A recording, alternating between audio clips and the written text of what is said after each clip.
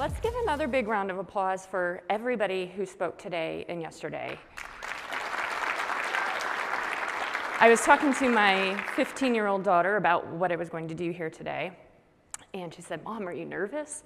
I was like, well, I'm not really that nervous, but I am at the end of the day, so I got to sit around and kind of stew on it and think about it. Well, I recently took her to Pitbull, and she's like, "Mom, you're basically Pitbull. You're the main event at the end of the day." And I was like, well, okay. So I don't know if I'm going to be bringing Mr. Worldwide energy, but I do hope to keep you engaged enough as we prepare for the real main event. So. I do hope you'll take away a strategy or some strategies that you can apply to not only advance your career, but also help your organization, and that's how to influence digital change. So let's talk about that. What is influence? What does it mean to influence? It's not a magical superpower that you're born with.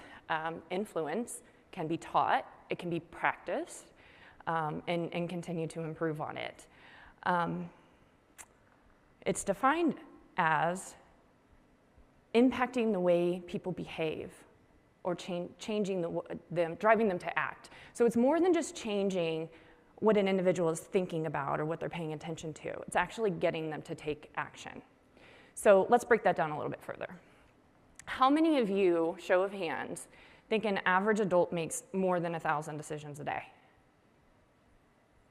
Okay. How many think it's more than 10,000? Few. How many think it's more than 30,000? Well, I wouldn't be asking if it wasn't 35,000 decisions every single day, big and small, we're making. What time am I going to get up? What am I going to wear? Am I going to go into the office today? Am I going to stay home? What's for breakfast? Who am I going to attend that meeting? Or one of these three that are scheduled at the same time? Who am I going to talk to? Who am I going to listen to? 35,000 decisions every single day. That's 35,000 opportunities to intersect or change the way someone behaves or acts. So think about influence at work in the world today. Got a lot bigger, right? Technology and social media. Think about all of the decisions you make every day. Who are you listening to? Who's driving you to act? Chances are they have one or more of these skills. They're credible. They have experience doing what they say. They're authentic in their delivery, so you likely trust them.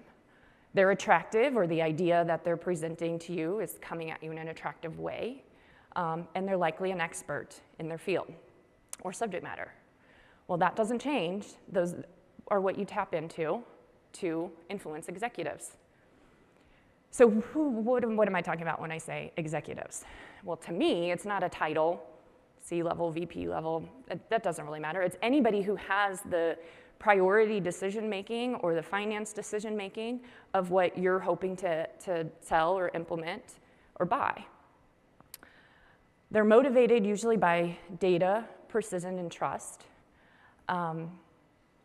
And you have to really speak their language, so find out what motivates them.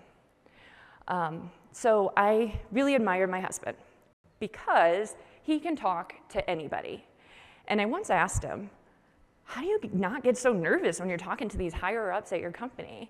And his response to me was, we all get dressed the same way in the morning. What he meant was that regardless of what's going on in the boardroom, we all care about the same things outside of it. In life, we're all human. Find out what really drives people, what really motivates them. And pair that with big problems. Executives are trying to solve big problems, market share, financial rewards. But they're also making all those tiny decisions every single day. So let's dive in a little bit deeper. I think I hit back there. So this is a little bit of my secret sauce, not rocket science, but I'll tell you how I work to influence executives. So first I'll tell you a little bit about my journey. So I've been in the digital employee experience industry before we called it that, DEX. So in 2016, I started the first end user experience, EUE, at Express Scripts. And so we built out a content strategy, a group of UX researchers, and data. And then in 2019, Cigna bought Express Scripts, and they didn't have a digital or an end user experience, EUE, at that time, so we expanded to colleague technology experience, so CTX. And then now I've been at Vizient 2 years, establishing their digital employee experience, so DEX. So that's more than just a bunch of alphabet soup.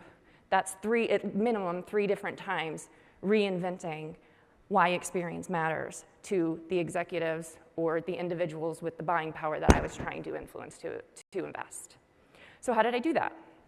Well, I figured out what they really cared about, what drove them, what problems they were trying to solve. So first by listening. And so as humans, we are wired to listen to respond. We're engaged, we're hearing, but what are we going to say next? Listen to understand and use words back to them in their own language. Early in my career, I asked my boss a very important conversation, a very important question, a very brave one. What's the conversation about me when I'm not in the room when it comes to my career advancement? I learned a couple things. First of all, there wasn't one about my career advancement, and secondly, that he wasn't sure that his boss would agree I was ready for the next level. So after that, and it was simply just because he wasn't paying attention to the work I was doing or what was happening. So I scheduled regular meetings with his boss, his executive. And it was through those meetings that I learned that he had a young daughter at a local all-girls high school with a STEM program. Well, as leader of the Women in Tech group at Express Scripts, I reached out to her high school and learned a little bit more about the STEM program, and they partnered with businesses in the area to bring the girls on site for a day in the life of technology. So I brought a group of girls from his daughter's school, including her, on site for a day of the life of a woman in technology. She went home raving about the day, how great the day was, and she was going to be an engineer just like her dad. So I went from not being anyone that was on his mind to now being talked about inside of his home. And when the next opportunity came up, guess whose name came up? Really understand what drives people. And then start to build that trust. For me, trust is really heavy in communications. Say what you're going to do and do what you're going to say, and be reliable. The first time we ever measured digital experience, it was with an NPS score. It wasn't because I thought it was the best measure. It was because I knew that the executives I needed to convince knew what an NPS score was.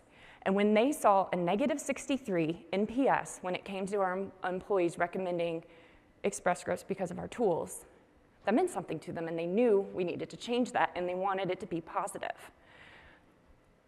Speak to them in words that they understand, and then act upon that. Show those results. Don't wait to be asked. Don't wait to be told to act. When we had a negative 63 NPS and all of that data, we quickly had the feedback we needed to put strategies in place to save over 10,000 hours in productivity and technology changes, to reduce our MTTR, our time to resolve, 25%, improving both time for our service desk agents, but also for the employees they serve. And we were able to tell that story. We didn't wait to be asked to tell that story, and we got to a 35 NPS. We gained credibility, and then we were able to implement a DEX score that was more meaningful to us at the time. Finally, get them saying yes a lot, even the small yeses. We agree that employee engagement is important. Yes. And employees can't really do their jobs without digital tools. Correct? Yes. So investing in a better experience with their digital tools will improve employee engagement. Yeah. So let me tell you a little bit more about what is the superpower, and that's the art of telling your story. Now, executives, they deal with data all day long, but stories, they cut through the noise. They help them make sense. Now, when it comes to DEX, fundamentally, DEX doesn't change, but the priority of application shifts. So let me tell you a little bit more about what I mean. So DEX is the employee's perception of their holistic experience with the digital workplace, based on performance of one's devices, applications, networks, processes, and services. Fundamentally, that's what DEX is. Depending on who you're talking to and what they care about, your application will change. Is it financial performance? Hey, I noticed we have a lot of redundant tools in the environment with low utilization. I think if we implement a DEM tool, it will help us get visibility to that and make progress towards our $4 million savings goal. Yeah, that's pretty compelling. Maybe it's employee engagement. Improving DEX can boost employee engagement by 20% by changing the way we bring information to and get information from our colleagues, raising their digital acumen and helping them through digital change, reducing abrasion. Yeah, if they care about employee engagement, that's pretty compelling. And you can see some other examples of that on the page. Now, you don't just do this once. You have to keep a pulse on it and keep checking in, building those relationships. At minimum, it's going to change year over year, but most of the time, it doesn't take a whole year. So in 2019, Cigna was acquiring Express Scripts, and digital employee experience was positioned to help that integration go well, go seamless, provide a great experience through because we had visibility. And that was the goal we were after. 3 short months later, March 2020, we had to get 20,000 employees home safely who had never logged in before to keep serving our clients and patients. The purpose of DEX did not change, but the priority of application shifted. You have to stay relevant. So let me tell you about my favorite and most recent story to date. So when I came to Vizient, it was about 2 years ago, I was very pleased to find a fantastic foundation with an infrastructure and support team and leadership who really cared about a better employee experience. That's half the battle. They were already on the change curve, and they brought me in to help lead the way. So, and implement a DEX function. So what does that mean, implement a DEX function? Well, it started with a lot of that listening. Had to really listen to my partners and understanding what they've tried, what they've thought about trying but hadn't worked, and then our partners outside of IT, like HR and corporate communications. Then 2 short months in, a pulse survey came back in employee engagement. And it's the engagement survey where you get a statement and then you rate it if it's positive or negative. So the statement was, systems and processes I have at work enable me to be effective. It fell to the bottom 3 across the whole company. This wasn't a survey DEX even had to do. So sometimes you're throwing a curveball. For my baseball fans, this was a meatball, like hanging right out of home plate, ready to knock out of the park. Because we were already developing our roadmap and strategy, and we had things to lean in to help improve that experience. So we quickly jumped into action, immediately saved over 500 hours in focus time or productivity time, $65,000 in eliminating a tool we didn't need in our environment, and the next time the employee engagement survey came out, guess what was not bottom 3 anymore? We were relevant, we were on the map. At the same time, the company was going through a complete reorg, top down, to position ourselves to be more competitive in the marketplace. Our executives were very distracted. Also, couldn't help but think like, oh, is DEX gonna be up there as something maybe we shouldn't invest in anymore? So we implemented our DEX wins. It was a very simple monthly email of, hey, here's what we're doing. Here's the value we're bringing. And that's now turned into a quarterly report. Did it work? Well, we're still here to talk about it. So on the other side of that.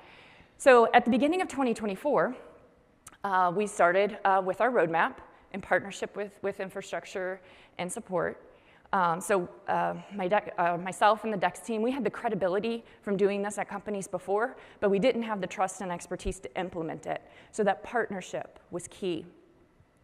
So we set out on, developing the roadmap you see here, big goals we wanted to do, and went on an RFP, all of us together, to find a partner to help us accelerate the roadmap.